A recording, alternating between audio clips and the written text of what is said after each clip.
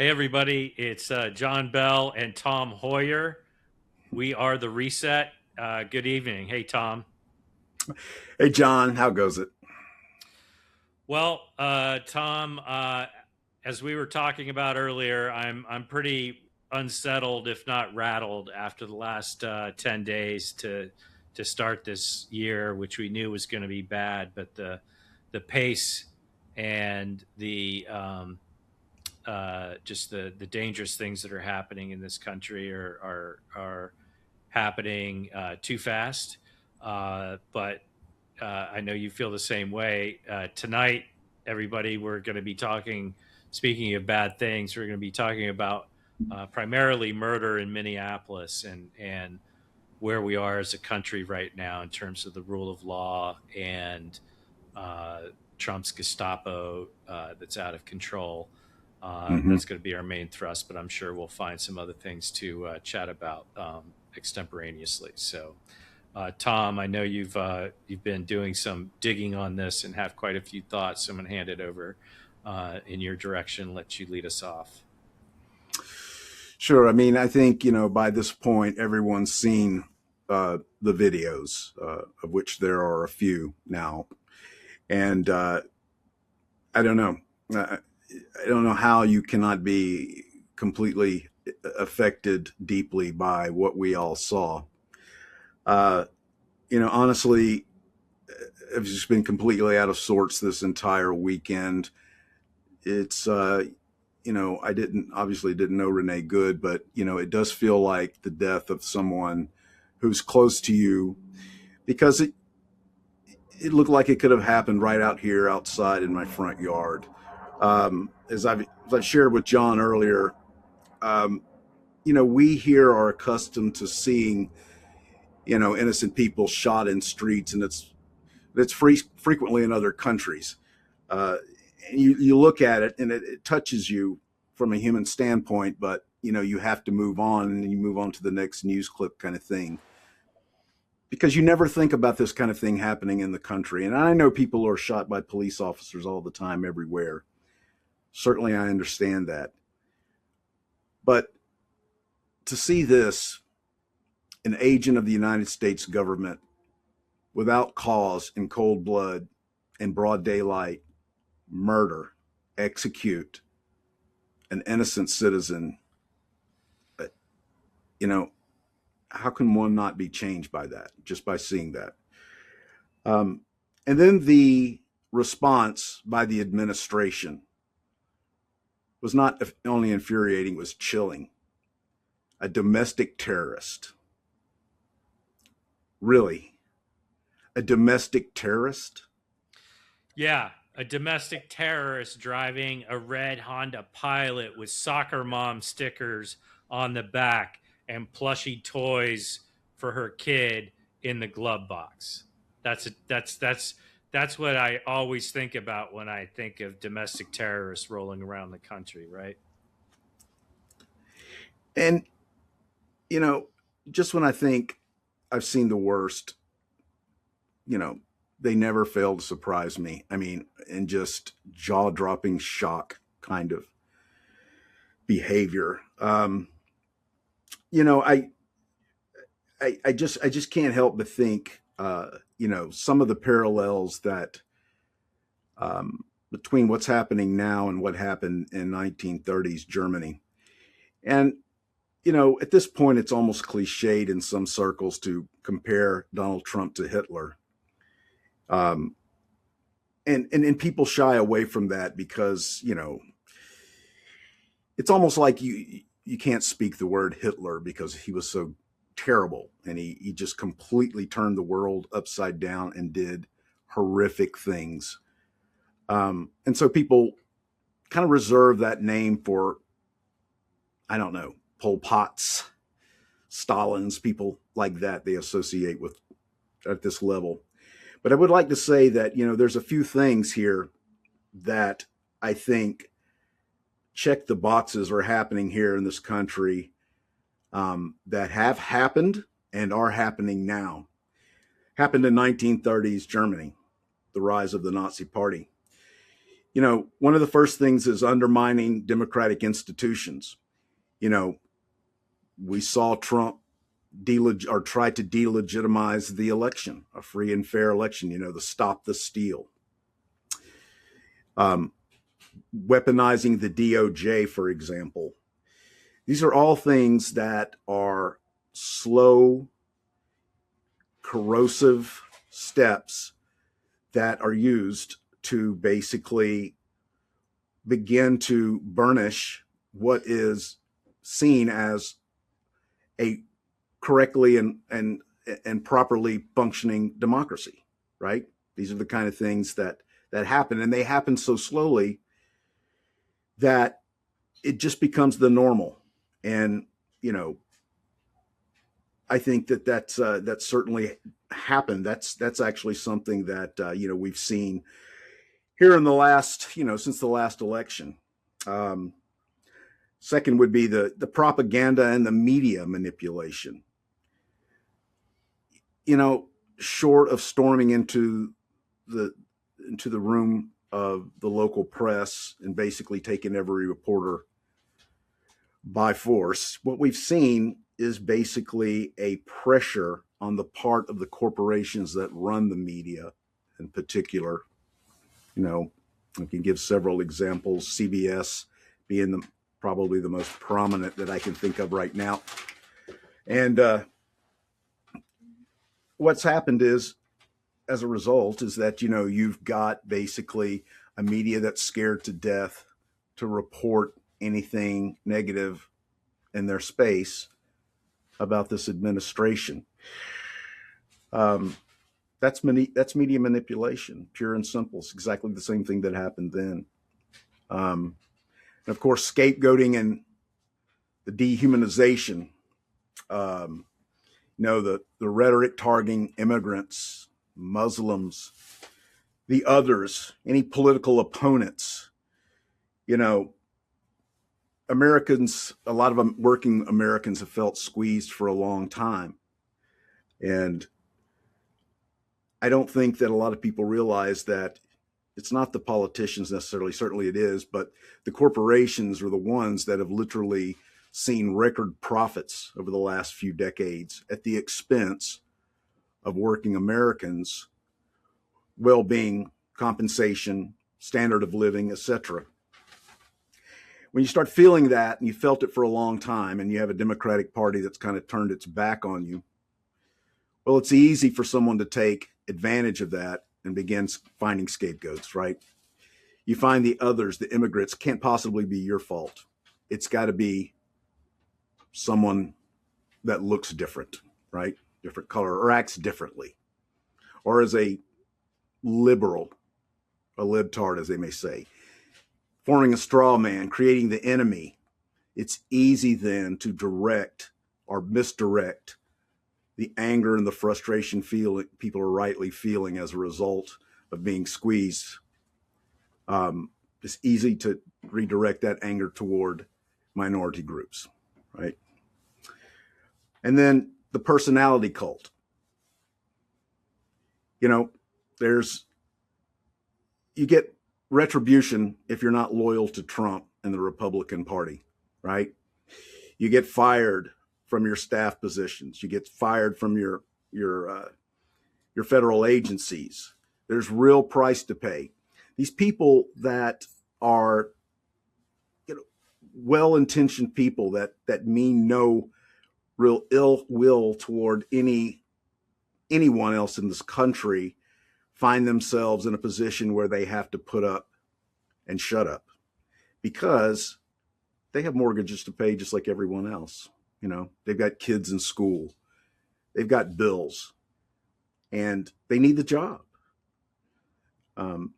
So not only is it just an obvious thing of like going after a former FBI director, it's also just the average federal employee who is basically forced to live under this person, and by not acting by default is obedient. And of course, where we are today, the normalization of violence, political violence. I don't think for a minute that ICE is meant to be something of a Gestapo. Um, you know, no police officer would do what this agent did in broad daylight, shooting someone who didn't threaten him at all. He reached for his gun and shot her because he was pissed at her. And then he And called her a fucking bitch then he called her a fucking bitch. This is after someone he who shot should her in the face. this is someone who should not be on the street, period. And what I fear is that ICE is full of these very types of people. So I don't know. I mean, it just becomes more and more clear to me that, history doesn't repeat itself, but it sure rhymes. It certainly seems to be rhyming here. What are your thoughts? Tom, I agree. I think we're. I mean, it seems like every day I'm going to say something right now, and then it's going to get worse, and my comment today is going to seem, naive or understated compared to what's going to happen tomorrow. But I think if we haven't already entered it, we are in the process of entering in the darkest phase of America since the Civil War. And I think that Renee Good's murder, while that murder may not have been ordered directly from on high,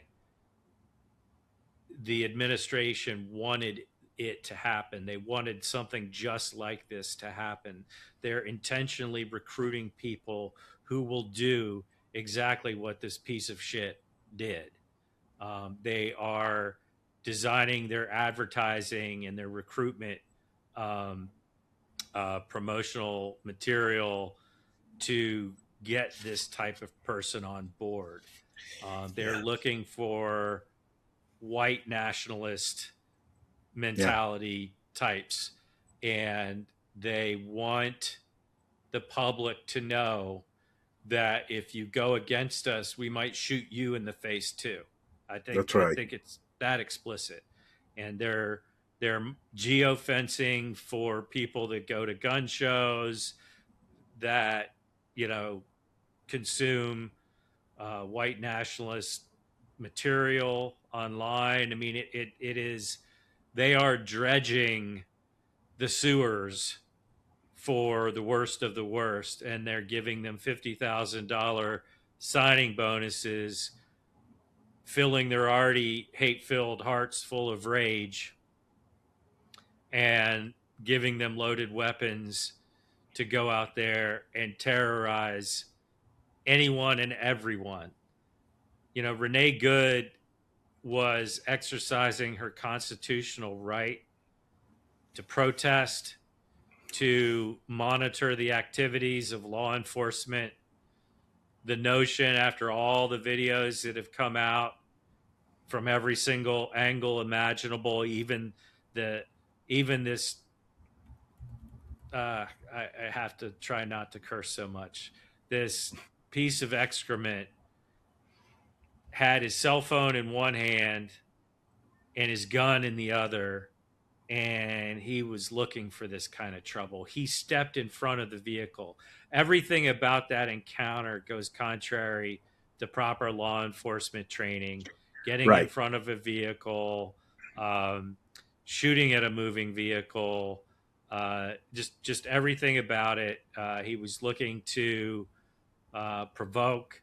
He was looking to escalate. He got what he wanted, and he shot somebody in the face. And as his, my heart goes out to her partner, who later said, we had whistles and they had guns. Yeah. And I think that really sums it up. These are people that just wanted to help their neighbors and to, um, be a force for good. Uh, this was no vigilante. This was to call her a domestic terrorist is an insult to all of us because she was you, she was me, she was just a normal person who, like all of us, are outraged by what this Gestapo is doing.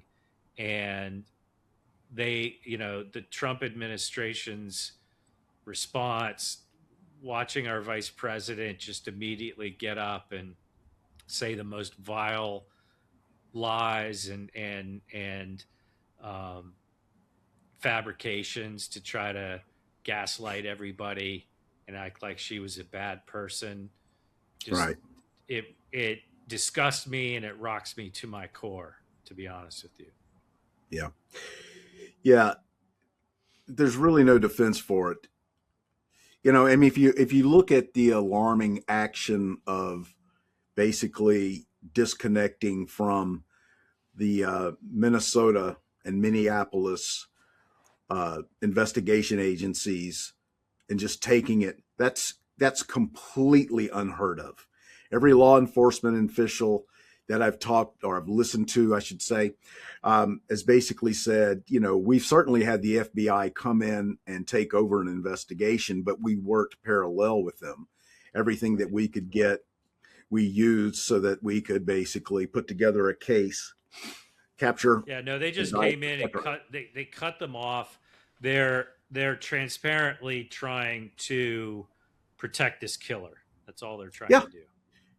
which I mean This sends the message murderer. that yeah, the message is you guys can do what you want to. You absolutely will be protected. We've got your back on this thing. Don't worry. We're going to step in. We're going to cover this thing up. So, I mean, I can't help but expect more to come. I mean, what other conclusion can you arrive at than, this is like a license to kill? Yeah, it Yeah. is. It is. And then for the vice president to get up there and make up. First of all, uh, law enforcement doesn't have anything that's called what did he call it? Unlimited immunity or absolute Yeah, absolute absolutely. immunity. Law enforcement has what's called qualified immunity, and it doesn't cover all situations. And we could have arguments about whether it goes too far as it is or not. But um, he's making things up. He's lying, just like I mean, people think Trump is a liar. JD Vance is a double liar, and he's doing the dirty work for the administration and trying to gaslight all of us into thinking, and claiming. I mean, that Christy Noam before. I mean, literally minutes into this, crisis, Minutes. she Minutes. minutes. She was on TV Yeah. without having. She had no opportunity to review multiple video angles or any of that. She came out, labeled her a domestic terrorist, made the obviously false claim that he'd been struck or run over by the vehicle. That clearly never happened. He deliberately placed himself in front of the vehicle in an intimidating manner. She started backing up, and then he chose to shoot through the windshield, and then moved to the side and popped her two more times through the driver's side window. And it was, as you said it earlier, Tom's premeditated murder is what happened in front of America's eyes. And I'll say this: I'm disturbed. I see this and many other things, what's happening in Venezuela, the threats that are being spread mostly toward countries that are our allies, but the indiscriminate use of military force abroad, the lawlessness here at home, the corruption that's happening in front of our eyes, the political violence, instead of taking a pause. All of the politicians in Minneapolis and Minnesota, the governor, the mayor of Minneapolis, the mayor of St. Paul, everybody was pleading with the federal government, just take a pause, please. Just let everybody breathe for a minute. What did they do? They sent 1,000 additional agents in, and they're ramping up the activity while protests are going on because they want this to turn into a conflagration.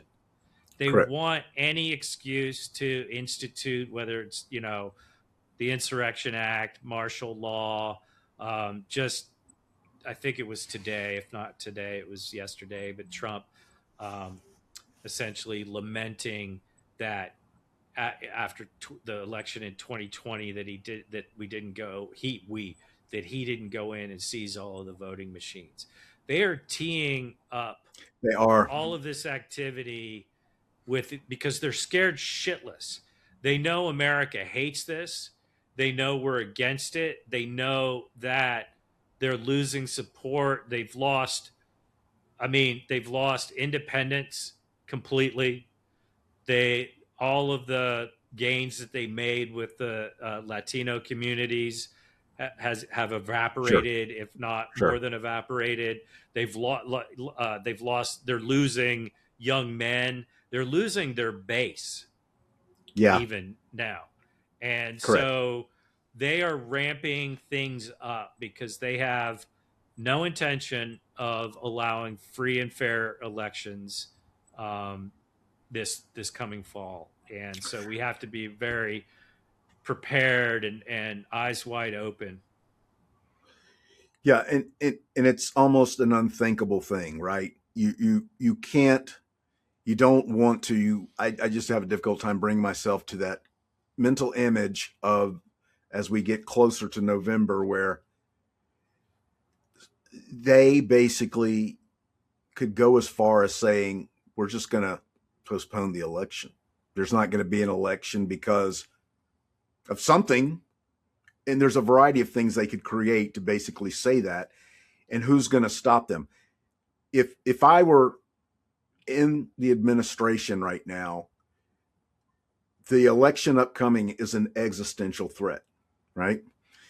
And to break down the psychology of an existential threat, there's no downside because the only alternative is that you cease to exist. In this case, everything that they've done is going to land them in prison, right? That's unthinkable for them. So and I pray I'm wrong here, but I really am starting to feel some kind of like a doomsday scenarios in store for us as we come closer to this election. Again, I can hardly even think about it, but you can't at this point put anything past this administration, these people. They're Absolutely literally, not. their And lives are on the line. absolutely. And even if they don't try to suspend or cancel the elections, imagine, they're doing what they're doing now. Imagine them doing a rolling deployment of ICE across democratic cities and disrupt. Again, it's about intimidation, it's about suppression and disrupting the normal flow of civic life, Correct. and you know getting trying to get people to be afraid to leave their houses, showing this, having these secret police, these masked thugs roaming the streets and making everybody feel unsafe. And then we haven't even gotten to the prospect of active U.S. military, which, the courts are slapping them down for the most part, but we can't rely on that. And so But I think we're in a very yeah, dangerous period, and yeah, I don't think that they've placed themselves into this position, but it's almost as though they want to be in this position because I think at some level they knew what they were planning wasn't going to be popular, and this is their response to it. And they're yeah, there's nothing that I think they won't try to do, and the question is how will the American people respond, because Yep. there's no Department of Justice to stand up Right. for us. Right. So Right. it's got to happen at the state level, or it's got to be people in the streets. And I think we're Yeah. dangerously close to a civil war. I mean, I hate to say it. I don't like yeah. I saying mean, these I words. know. I mean, it's been 10 days into January and it feels like 10 years. Honestly, we all knew this year was going to be just full of, you and I did on a couple of episodes ago, did some predictions. I just feel like, I feel like taking the eraser to the entire page and starting over again because so many things have happened since then that just kind of put, any kind of, kind of, almost, it's like dead gallows humor, I guess. I mean, it was. I don't know what to fucking do now. I really don't. Well, we're one bad decision away from having NATO, the most successful alliance in the history of mankind, evaporate. I mean, threatening military force against our allies, our NATO allies, and you know, uh, provoke. I mean, if we were to move on Greenland, as Trump continually suggests we will, and his fascist minions, saying, "Hey, all options are on the table." Well, NATO by default invokes Article 5, and we're at war with our allies. He's threatening Mexico. He's threatening Colombia. He's threatening Cuba. And not that Cuba's our ally, but it's like, how many people can we threaten? And let's see if we can also go to war with Iran. Meanwhile, like this fucking psychopath ran as the so-called peace president. It's just it's You know, it's real. I mean, I can't even go into this guy. He is so, not only is he such a villain, he's such a liar. He's such a stupid liar. I mean, he gets dumber by the day. He's clearly in decline. I think, JD Vance looks like the vulture standing on the side of the road watching the roadkill slowly get to the point where it feels comfortable going. I mean, you got to think, this guy, he throws his 2 cents into the ring whenever he has to make an appearance, but for the most part, he's just kind of staying, peeking behind the curtains. It's getting set up for this. It is definitely going to be him, I think. I think Rubio's doesn't stand a chance and has no place. What are your thoughts on that? uh, I think that there are a bunch of like trite sayings that I used to sneer at a little bit, like people saying things like "the fish rots from the head down," uh, things like that. That I think I'm going to stop sneering. I think I had an old a boss back in the day. I won't call him out by name, but he said something to me that was particularly insightful. And he said, John, he said, over time, every organization ultimately reflects Yep, the values of its leadership. of And its leadership. I think that's very true. And I think that you see the just the collection of the most unprincipled, untrustworthy, vile pieces of trash surrounding this man. And yes, I'm talking about you, Marco Rubio. Fuck you. I'm talking about you, Just Dance Vance. Fuck you. 6 years ago, you said Trump was America's Hitler. and everybody made the mistake of thinking that that was a criticism, that you were insulting him. I think those were words of admiration. I think Right. those were words of aspiration, and you've shown that you will do anything to support America's Hitler, that you will do his dirty work. They'll trot you out to say the most brazen lies possible to the American people, and your face says it all. You will trash. You will feed the innocent to the wolves. You will do anything. You'll betray your own wife, your own family, everything that you know is right. And I'll say this: Trump is the ultimate, sociopath, psychopath, and as such, with that incredible narcissism.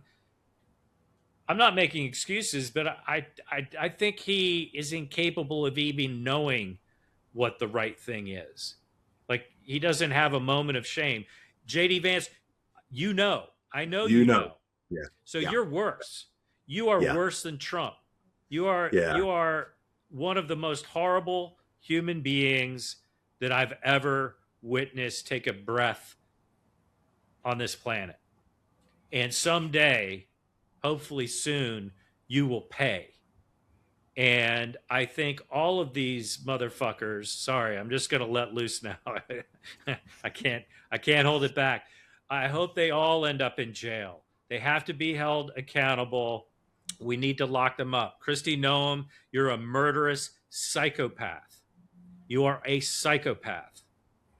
And what you're doing to the fabric of American society, to, you know, thousands upon thousands of individuals, and the danger that you represent to this country, you should be ashamed.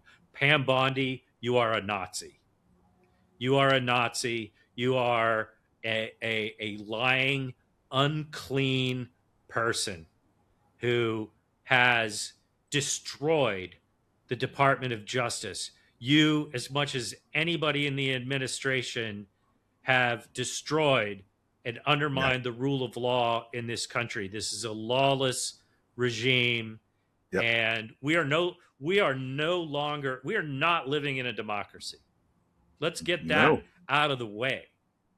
No. Democracy, at least for the moment, is dead. The Constitution,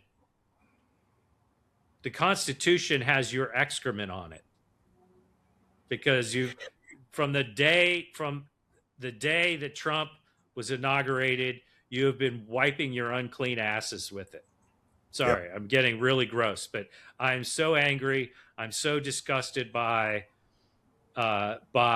these fascist, uh, uh, murdering thugs, lying liars who lie, that I just can't hold back anymore.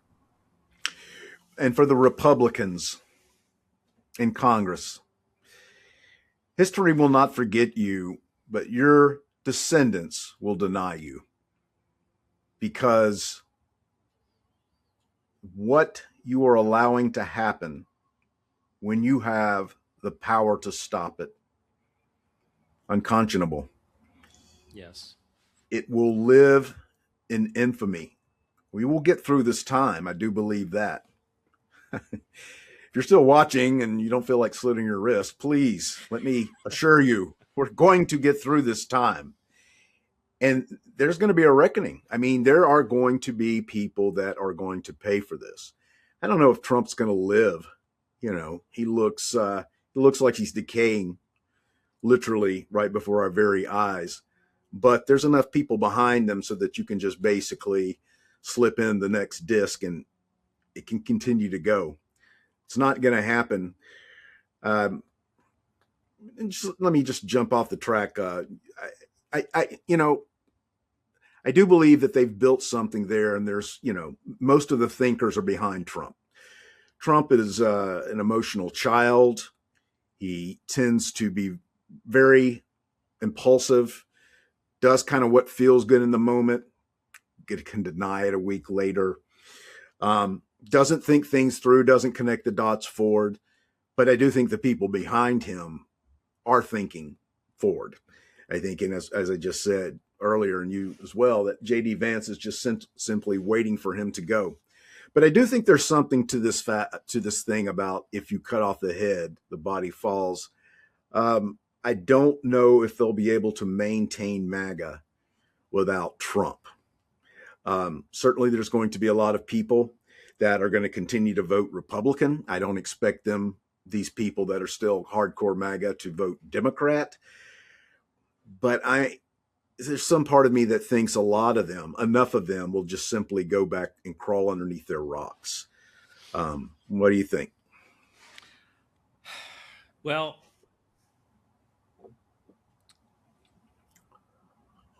I would like to think that.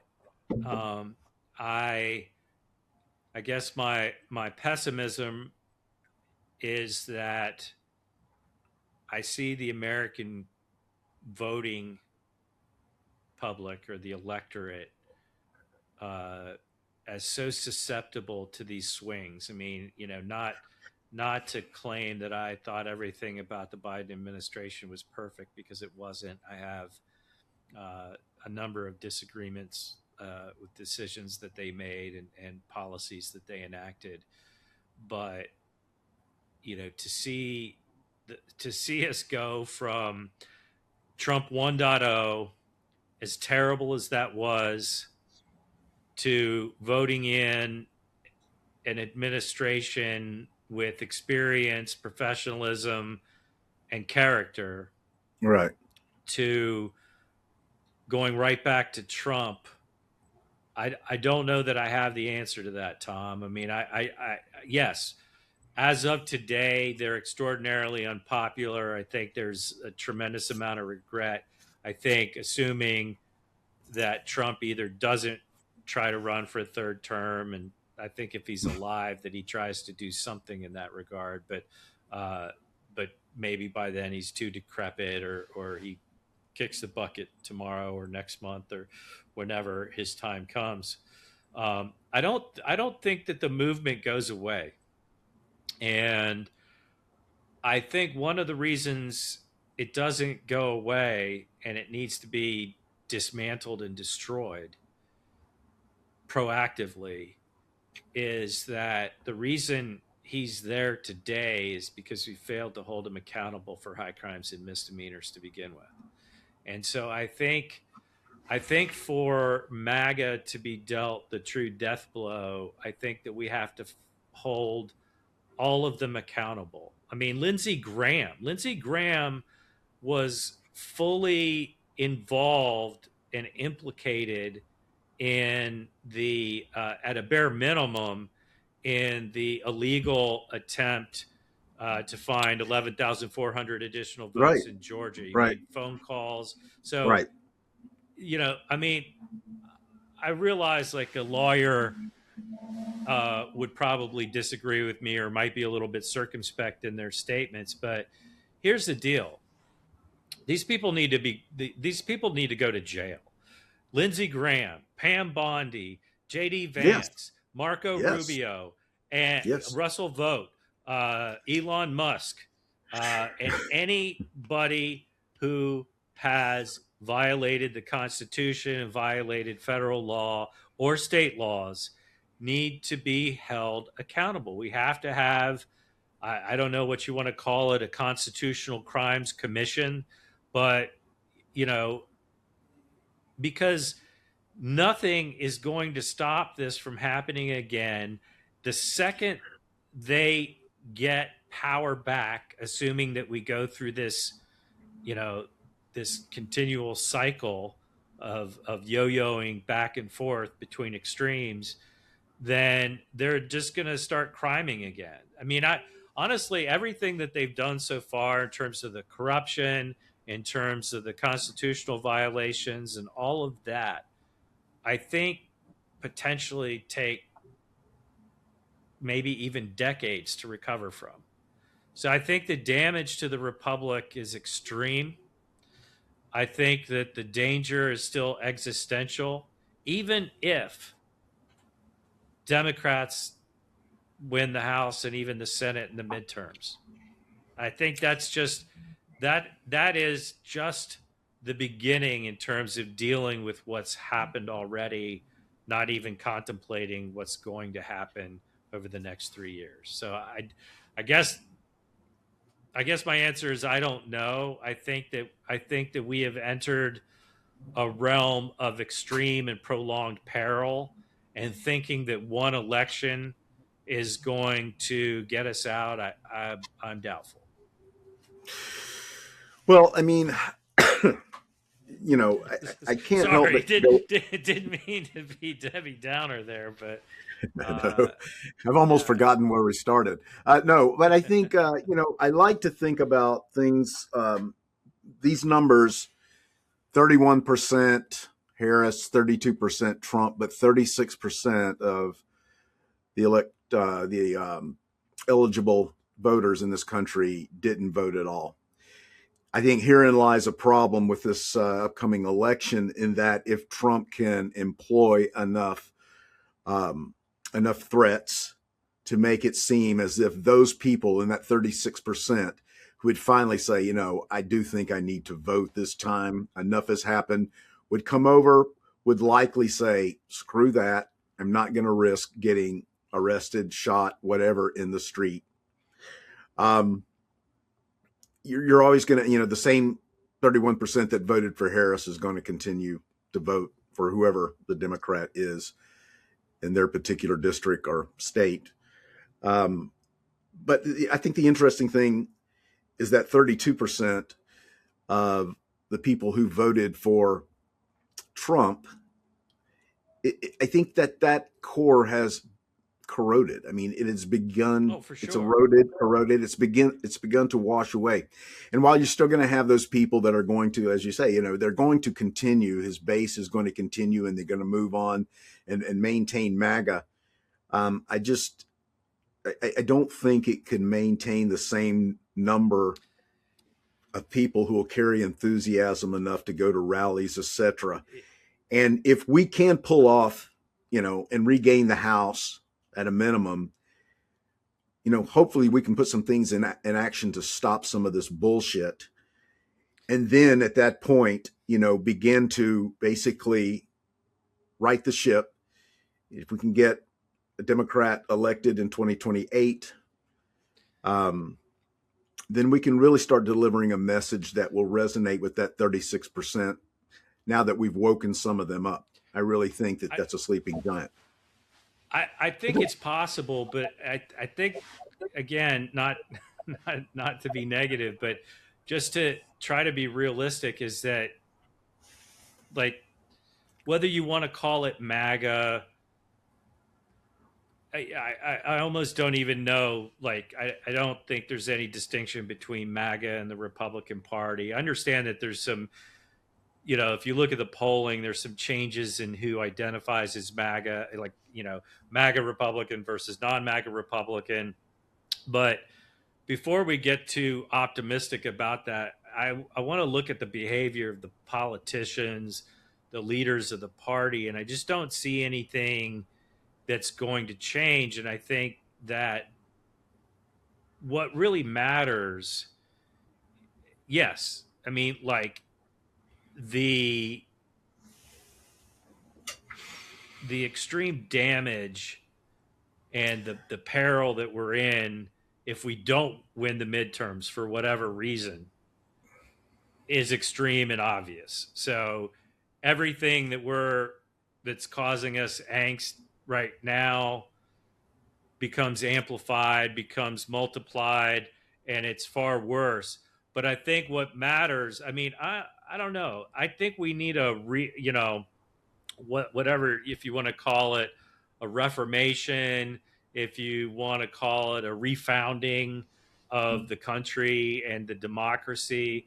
The question is going to be not just like, do we win the midterms, but what do we do with power? And we're not going to have power coming from the midterms. We're only going to have the ability to stymie, to block, maybe to do some investigations. But, and that's important. I'm not downplaying that. But what's going to really matter is like, okay, let's assume for a minute that Democrats take back the House, and let's be optimistic. And I think with the current environment, it's entirely possible. Let's say we take the Senate, and that's great because then we can block any further appointments. We can block any confirmation of any judge. Any Democrat that votes for any MAGA judge ever again Mhm. needs, we should impeach them Yeah, because exactly. that's unacceptable. So we should not allow. I mean, and I just saw a statistic today, Tom. It's crazy what Trump appeal judges, they are deciding with him at almost a 90% clip. So they have, not only did they buy the Supreme Court over the past couple decades and have a rogue Supreme Court, they have really corrupted the large portions of the judiciary. So not all of them, but we have like, that's what I'm saying is none of this goes away if we win the midterms. None of it goes away even if we win the presidency and have unified control of government starting in 2029. Then the real work begins. So then the question becomes, what do we do with the power? What radical fundamental changes are we willing to put in place aggressively to reforge our democracy because it's Hmm. broken? So, like, and I mean, we could go through a laundry list of things, but we have to deal with the rogue Supreme Court. We have to deal with the, sort of unrepresentative, undemocratic structure of the Senate. We have to pass uh, sweeping voting rights reform. We have to pass some really strong, I mean, strong isn't even the word I want to use. Like, I want something stronger than strong, but we need like some fundamental uh you know groundbreaking legislation on corruption. We need to put in legislation that makes that just completely cuts off Citizens United at its Yeah. knees. Like, there's a long list, and like any, I'm just so concerned that we have too many corporate status quo Democrats that don't see the core problem the way that we see it, that don't understand that billionaires they've been picking away at the bones of our democracy for a long time, and they have their opening. And so we've always had an oligarchy, if you will. We've always had them around the periphery with a lot of influence, and now they're going for broke. So, like, we need really bold leadership. We need to take power. We need to wield all of the power that results from that, and we need to be very single-minded and um, almost revolutionary in our principles in terms of uh, rooting out what Yeah. they've inflicted upon our Yeah. our our government. And so I don't know. I mean, like, it's Well, I almost mean, as yeah. though we need to rewrite the Constitution. And people are just say, "Oh, well, that's silly, John." Well, I don't know, because Well, like say I we're don't know so either. Yeah. damaged. We can't ever, like, I can't imagine letting the current batch of Republicans are faithless. They are traitors. So what Yeah. do you do? Do you like? I mean, I just can imagine Chuck Schumer, kind of trying to go back to business as usual, and that is a recipe for Uh, disaster, because the second we normalize them and let them, like, in the old ways of doing things and all the old norms and the old procedures, they can't have another crack at this thing. That's I don't know. Yeah. If only it were as easy as winning the Right, House, right, right. because I mean, that's what I'm saying is I think it's a huge project because in my experience, like when you see countries that uh, devolve and degrade in the way that we have, even just looking just at the corruption piece of it, like all the other anti-democratic stuff that's horrible and you know structurally you know terrifying. Um, you don't just come back from that. Like once they smell the blood, once they've gotten a taste got a taste of of it. of the goods, then I mean, and it would, honestly, it wouldn't surprise me with like the soft underbelly laid bare. It wouldn't surprise me to see Democrats taking bites of it. Yeah. I mean, they No, I already mean, do. I mean, look at you had Senator Menendez was just a corrupt piece of shit. That was caught red-handed, and you his, know, he, he's like an old style, it's almost quaint, yeah, his crimes, he's like old just a little style bit of gold Tammany, bullion. Tammany Hall It's type, not like he I mean, took 2 billion in crypto. I mean, he wasn't that bad, you know. you have to understand where I'm coming from. I came from Cuba and we carry gold bars around there all the time in our closet. So, Right. It's just a hedge against no, inflation, my man.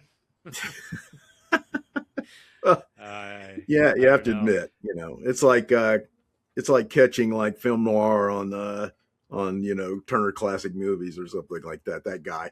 No, I think because here's to the point: who polls lower than Trump now? Democrats in Congress Yeah. poll lower than Trump. They're at 28%. That's a good 10 points or approximately off of where he is now, depending on the poll. I mean, if that doesn't tell them everything, you don't need consultants at this point. People hate you and the job you've been doing. Even if people will, even if we do, we'll vote enough people will come in and vote for the Democrats to put them back in.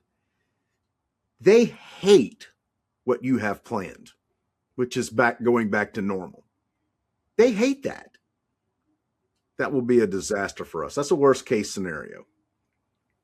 I I I'll just go ahead and say it.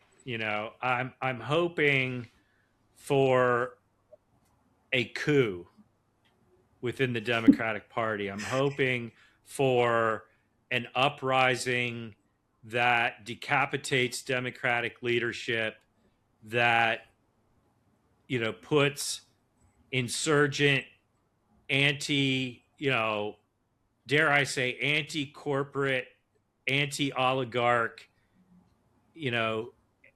anti-establishment candidates at the head of the party. And and the thing is, I don't even know who those people are right at the moment. I mean, I'll go ahead and throw names out there because I'm hoping that there's somehow we solidify around some people that understand where the base is, that can understand where the electorate is, because I think Correct. I think you're absolutely right.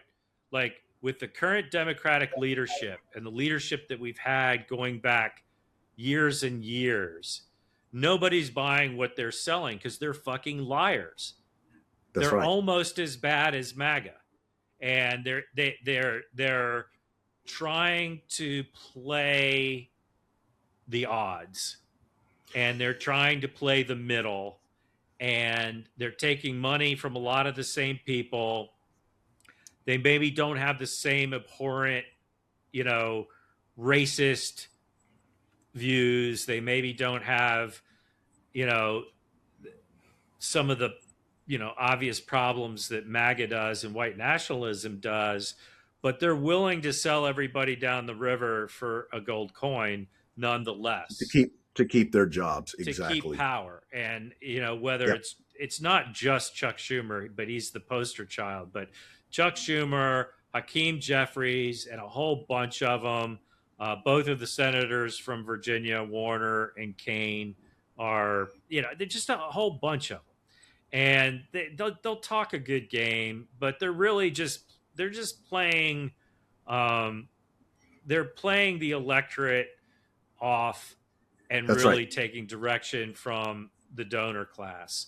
Yeah. And so I think in the Senate, maybe it's a Chris Murphy, maybe it's a Chris Van Hollen, backed by people of principle like Bernie Sanders and Elizabeth Warren.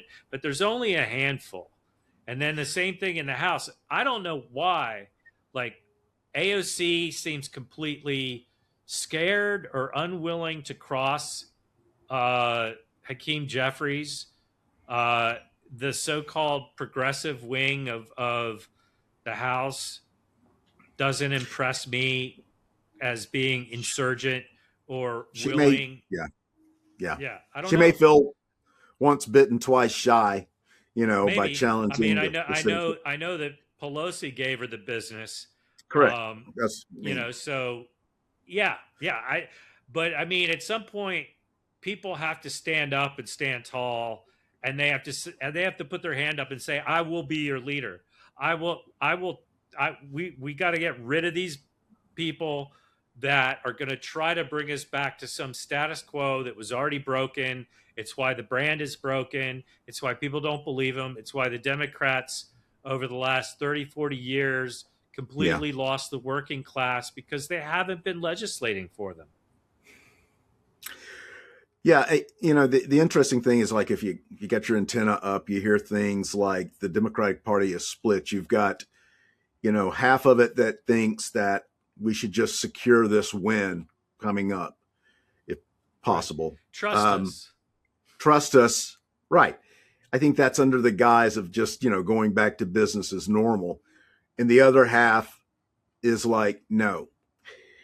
Not only do we have to correct what's been broken, repair that, but we also have to basically talk to the people to understand why they are voting for us now and why they want to continue voting for us. Right. And that is These things. These are the same people that caused us to lose to Trump in 2015 and lost the last fucking election. They're the same people. I'm pointing at you, Barack Obama. You came out recently and said, hey, let's tone down all the division. Let's not have like any of this rancor or any of these debates. Just trust us. Let's win the midterms and then we'll figure it out. No. Are you fucking kidding me? No, that's exactly right. That's exactly right. I mean, you are the reason we're here. You're the reason that America re-elected this guy. Right. You're the reason. Barack Obama, you're the one who didn't have the balls to make a recess appointment when Mitch McConnell denied Merrick Garland a hearing. Yeah. And so you wouldn't wield your power. You just deferred and said, well, I guess there's nothing we can do. And so we went a whole fucking year of having Mitch McConnell shove your face down into the shit and make you smell it. Bring it, Johnny. And you did nothing. You did nothing. So I'm so mad. But you know what? So shut the fuck up. Like, that's right. Step to the side, get out of the way. Stop. I don't care about, your next impassioned speech about democracy. I want somebody, you know what? We need people to start standing up. And even if it doesn't become the final plan, start articulating a detailed strategy of how we reinstitute democracy in this country. What do we have to put in place? What do we have to build anew? Yeah. Because everything that you relied on, everything that you told us would work, didn't work. Didn't work. Right. It didn't work. That's exactly right. That's exactly right. And again, I'm going to tell you what they should be, every one of them should be leading with. If I were them, I would say we have a plan to fix healthcare. It is painfully apparent that the Republicans do not. After 10 years of hard work on it, they can't come up with anything.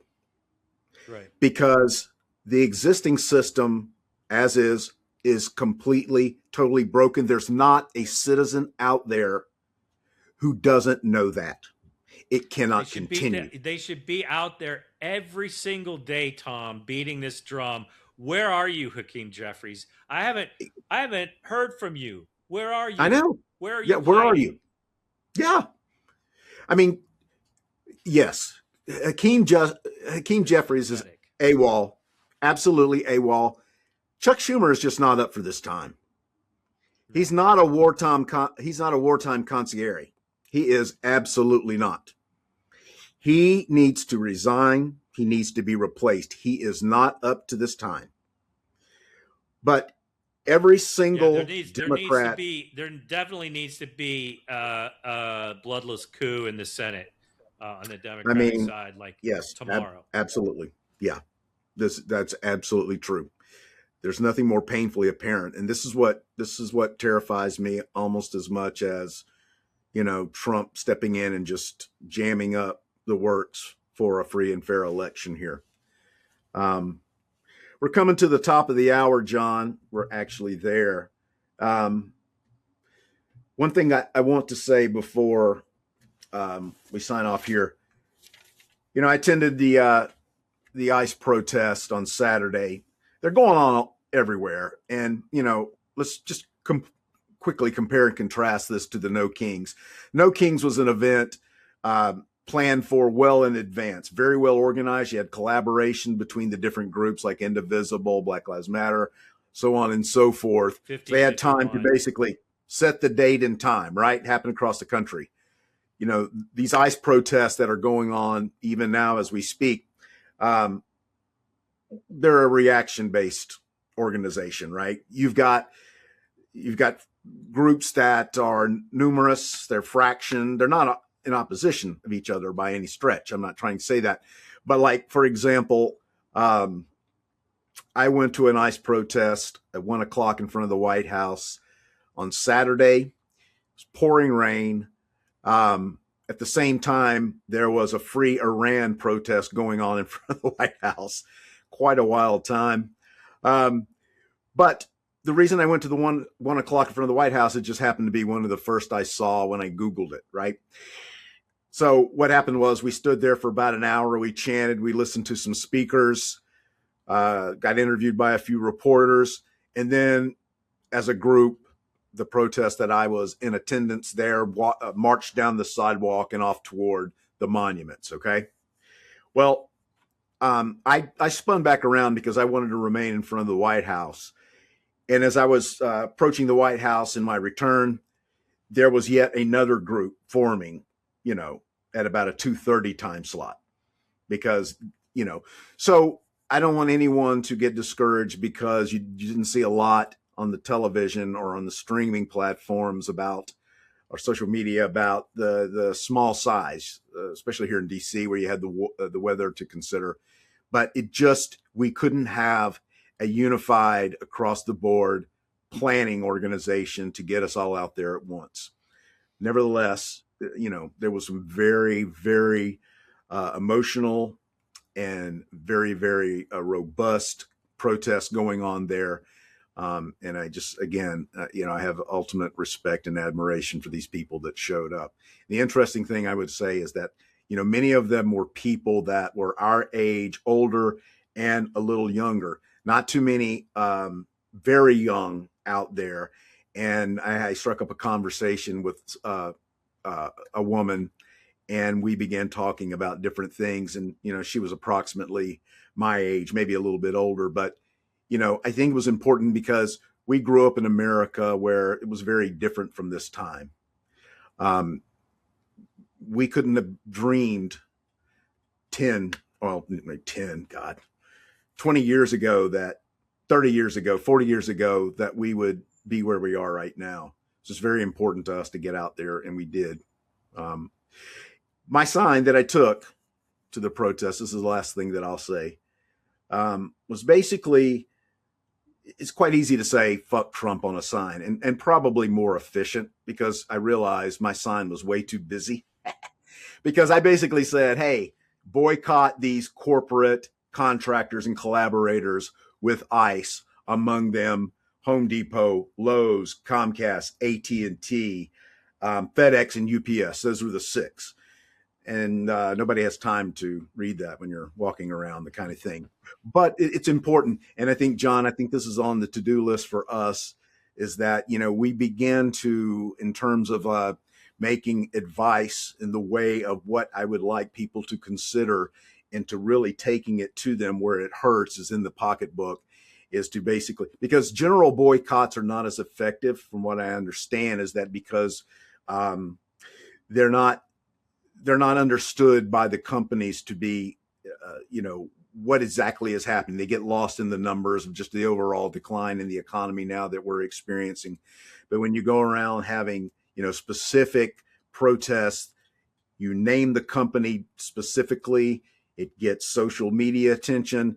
You get encouragement from others to, like, if you can avoid Home Depot and Lowe's at any cost and go to your local hardware store, and their organization, their corporate organization, begins to understand that's what's going on, believe me, they'll begin putting pressure where it really gets Trump's people's attention, and that's right there in the pocketbook. So that's all I want to say. So there'll be more on that to come. Yep. And just to wrap up, I went to a protest here, happened to be in St. Augustine, Florida at the moment. And, given that I'm in Florida and in the South, was surprised there was a strong showing at that protest. It was down in the heart of the tourist district of St. Augustine. So there was a ton of foot traffic. You can tell that this group is a group of Indivisible that was heading it, that they've been very active here, dedicated. It's not hundreds of people, but it was probably, a good, 70 or 80 people, maybe even 100 Nice. strong. There were some organizers. They brought signs, for people that didn't have them. I'm traveling, so I didn't have one. And we were careful to try not to engage some of the counter protesters that showed up, though that was Really, almost impossible. counter Yeah, there protesters. Yeah. was. Yeah, there was one little neo-Confederate shit that was yelling, "Save the MIGAs, deport the liberals." So I guess MIGAs is some type of racial epithet against Latinos. I'm not sure I understand the origin of it, but his intent was pretty clear.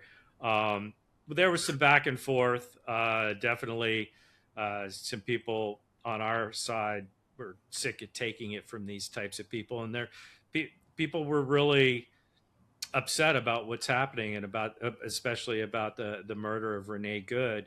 And then we would take small groups of people and then walk through the main tourist thoroughfare that's pedestrian only, with our signs. So 4 or 5 of us at a time, trying again not to engage too much with some of the hecklers. But what I'll say is that, yeah, there was a crazy MAGA woman that every time we walked by was singing Ice Ice Baby and shit like that.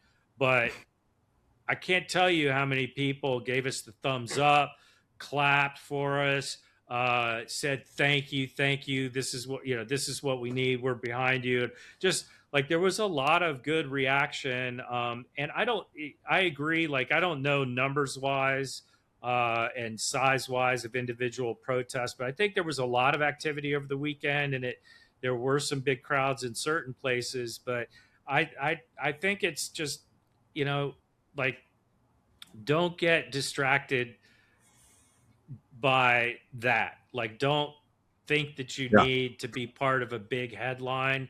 Right. Everything that you can do, that I can do, everything we can all do individually and collectively, Yeah. anytime, any place, no matter what it is. It may seem small to you at the time. I guarantee you that our presence there, if it didn't, it may have won some hearts and minds, but That's even it. more than that, it created awareness among people that weren't there to protest, but they were in solidarity with us, Yeah.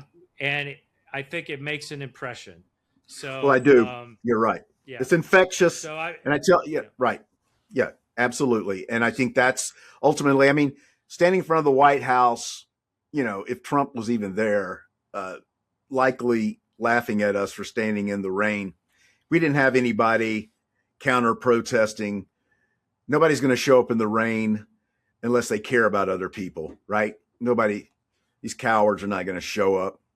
You know, they're wusses. They're not going to show up to heckle us. Um, but the whole idea is that, again, going to the 36%, the people that are, somewhat just in a neutral state and have been for a while, they see this kind of thing and like think to themselves, wow, maybe I should plug in.